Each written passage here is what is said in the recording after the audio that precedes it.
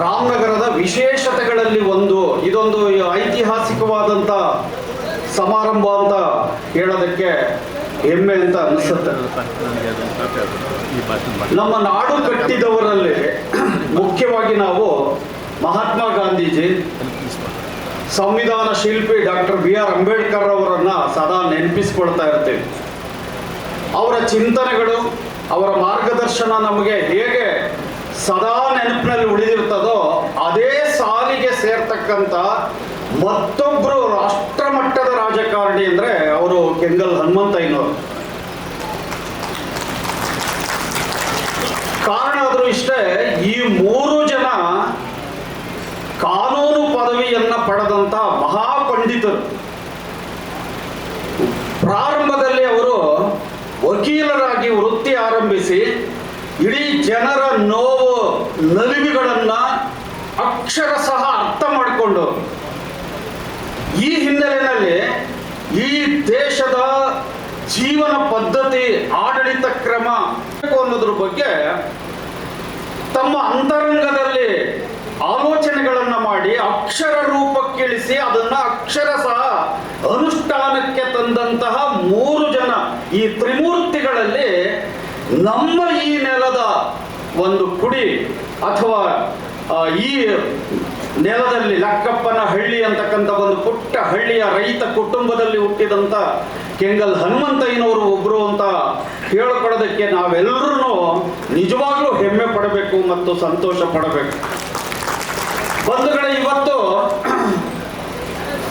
ಸರ್ಕಾರದ ಕೆಲಸ ದೇವರ ಕೆಲಸ ಅನ್ನುವಂಥ ಒಂದು ಮಹಾಸೌಧ, ಅದು ಜಗತ್ತಿನ ವಾಸ್ತುಶಿಲ್ಪ ಮತ್ತು ನಮ್ಮ ಬೇಲೂರು, ಹಳೆಬೀಡು, ನಮ್ಮ ಹಂಪಿಯ ಕೃಷ್ಣದೇವರಾಯನ ಅರಮನೆ ಈ ಎಲ್ಲವನ್ನ ಒಳಗೊಂಡು ಏಕೀಕೃತವಾದಂಥ ಒಂದು ಮಹಾಸೌಧವನ್ನ ನಿರ್ಮಾಣ ಮಾಡಿ ಅವರು ಜಗತ್ತಿಗೆ ಜನಪ್ರಿಯರಾದವರು, ವಿಶ್ವವಿಖ್ಯಾತರಾದವರ ಜೊತೆಗೆ ಈ ರಾಮನಗರದ ನೆಲ ಮತ್ತು ಜನವನ್ನೂ ಕೂಡ ಜಗತ್ತಿಗೆ ಪರಿಚಯ ಮಾಡಿಕೊಟ್ಟು ಆ ಕೀರ್ತಿಯಲ್ಲಿ ನಾವು ಕೂಡ ಭಾಜನರಾಗೋದಕ್ಕೆ ಒಂದು ಅವಕಾಶವನ್ನ ಕೊಟ್ಟಂತವರು ಕೆಂಗಲ್ ಹನುಮಂತಯ್ಯನವರು. ಆ ಒಂದು ಮಹಾಸೌಧವನ್ನ ನೋಡಿದಂತ ಸಂದರ್ಭದಲ್ಲಿ ಅನೇಕ ಜನ ದಿಗ್ಭ್ರಮೆಯನ್ನ ವ್ಯಕ್ತಪಡಿಸಿದರು. ಮಹಾಕವಿ, ರಾಷ್ಟ್ರಕವಿ ಕುವೆಂಪು ಅವರೇನೆ ಕಲ್ಲಿನಲ್ಲಿ ಕಾವ್ಯವನ್ನ ಕಟ್ಟಿಕೊಟ್ಟಿದ್ದಾರೆ ಕೆಂಗಲ್ ಹನುಮಂತಯ್ಯನವರು ಅಂತ ಹೇಳಿದ್ರು. ಒಂದು ಘಟನೆಯನ್ನ ನೆನಪಿಸ್ತೀನಿ ನಾನು.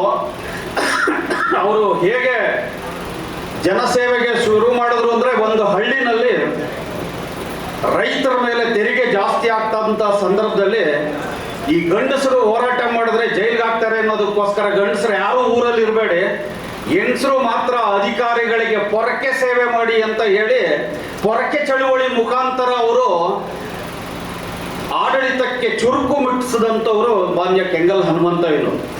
ಅದೇ ರೀತಿ ನಮ್ಮ ನಗರಸಭೆಯಲ್ಲೂ ಇವತ್ತು ಬೇಕಾದಷ್ಟು ಜನಪರವಾದಂಥ ಕೆಲಸಗಳು ನಡೀತಾ ಇದೆ.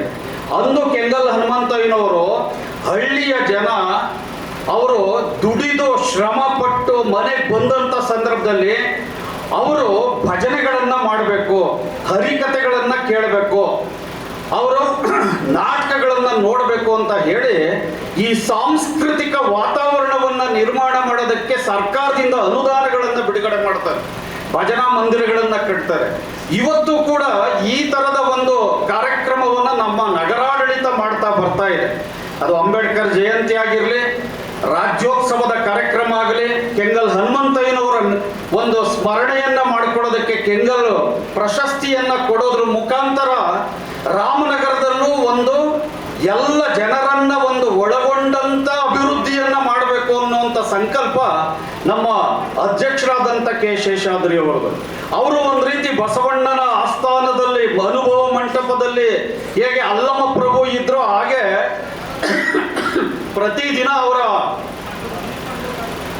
ಮನೆ ಹತ್ರ ಒಂದು ಅನುಭವ ಮಂಟಪದ ಚರ್ಚಾ ಕೂಟಗಳೇ ನಡೀತಾ ಇರ್ತದೆ. ಈ ರೀತಿ ಎಲ್ಲರನ್ನು ಸೇರಿಸಿ ಕೆಂಗಲ್ಲರ ನೆನಪನ್ನ ನಾವು ಮಾಡಿಕೊಡ್ಬೇಕು. ಕೆಂಗಲ್ ಹನುಮಂತಯ್ಯನವರು ಹೇಗೆ ಕೆಂಗಲ್ಲು ದೇವಸ್ಥಾನದ ಪರಮ ಭಕ್ತರಾಗಿದ್ರು ನೋಡಿ, ಅವರು ಮುಖ್ಯಮಂತ್ರಿ ಸ್ಥಾನದಲ್ಲಿ ಇದ್ದಾಗ ಬಂದಂತಹ ಎಲ್ಲ ಕೆಂಗಲ್ ದೇವಸ್ಥಾನವನ್ನ ಕಟ್ಟಿದ್ರು ಅಂದ್ರೆ ನಿಜಕ್ಕೂ ನಮಗೆ ಎಷ್ಟು ಸಂತೋಷ ಆಗತ್ತೆ. ನಾನು ಆಗ 14 ವರ್ಷದ ಒಂದು 8-9ನೇ ತರಗತಿಯ ವಿದ್ಯಾರ್ಥಿ. ಕೆಂಗಲ್ಲರ ಒಂದು ಪಾರ್ಥಿವ ಶರೀರದ ಯಾತ್ರೆ ರಾಮನಗರದ ರೈಲ್ವೆ ಸ್ಟೇಷನ್ ಸರ್ಕಲ್ ಬಂದು ಅಲ್ಲಿಂದ ಅಲ್ಲಿ ಒಂದು ಆಗ ರೇಷ್ಮೆ ಗೂಡಿನ ಮಾರುಕಟ್ಟೆ ಇತ್ತು. ಆ ಸಂದರ್ಭದಲ್ಲಿ ಅಲ್ಲಿ ಜನ ಅಲ್ಲಿ ನಿಲ್ಲಿಸಿ ಆ ರೇಷ್ಮೆ ಮಾರ್ಕೆಟ್ ಹತ್ರ ಕೆಂಗಲ್ ಹನುಮಂತಯ್ಯನವ್ರಿಗೆ ಪುಷ್ಪ ನಮನವನ್ನು ಅರ್ಪಿಸಿದ್ರು. ಅದು ಆ ಕಾಲದಲ್ಲಿ ನಾನು ವಿದ್ಯಾರ್ಥಿಯಾಗಿದ್ದಾಗ ಇಂಥ ಒಂದು ದೊಡ್ಡ ಮಹಾನ್ ವ್ಯಕ್ತಿಯ ಪಾರ್ಥಿವ ಶರೀರವನ್ನು ನೋಡುವಂಥ ಒಂದು ಸೌಭಾಗ್ಯ ನನಗೆ ದೊರೆತಿತ್ತು.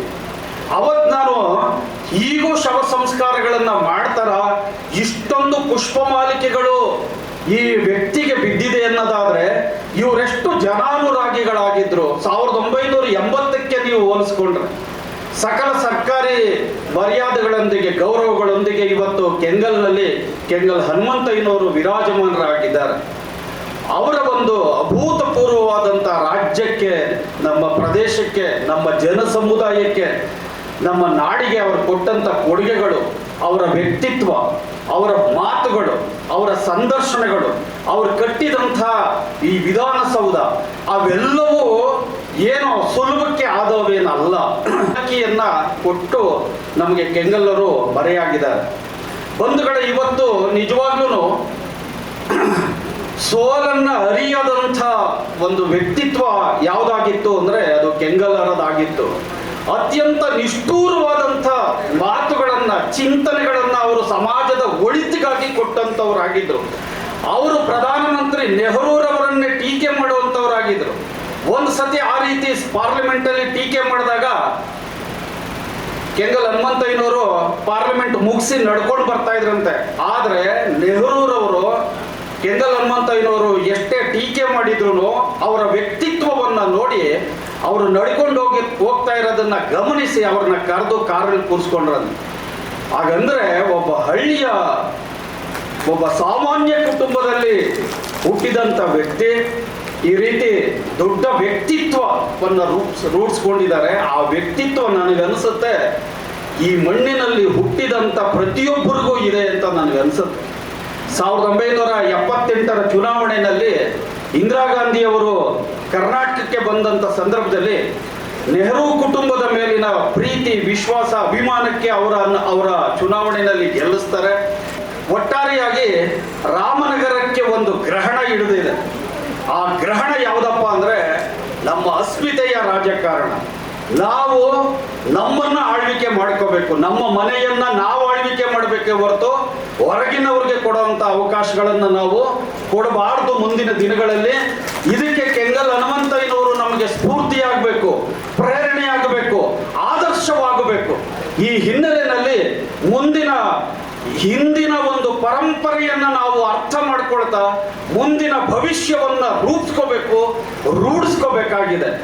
ನಮ್ಮ ನೆಲದ ಒಂದು ವ್ಯಕ್ತಿತ್ವಗಳು ರಾಜ್ಯದಲ್ಲಿ, ರಾಷ್ಟ್ರ ರಾಜಕಾರಣದಲ್ಲಿನೂ ಕೂಡ ಅವ್ರು ಕೆಲಸ ಮಾಡಬೇಕು, ಜನಾನುರಾಗಿಗಳಾಗಬೇಕು. ಇಡೀ ಸಮಾಜದಲ್ಲಿ ಒಂದು ಶಾಂತಿ ಮತ್ತು ಭ್ರಾತೃತ್ವವನ್ನ ಬೆಳೆಸಬೇಕು.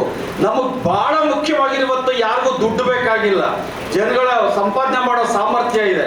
ಇವತ್ತು ಎಲ್ರಿಗೂ ಆರೋಗ್ಯ ಬೇಕು, ನೆಮ್ಮದಿ ಬೇಕು, ನಾವು ಎಲ್ಲರೂ ಒಗ್ಗಟ್ಟಾಗಿದ್ದೀವಿ ಅನ್ನುವಂಥ ಒಂದು ಆದರ್ಶವಾದಂಥ ಜೀವನ ಕ್ರಮ ಬೇಕು.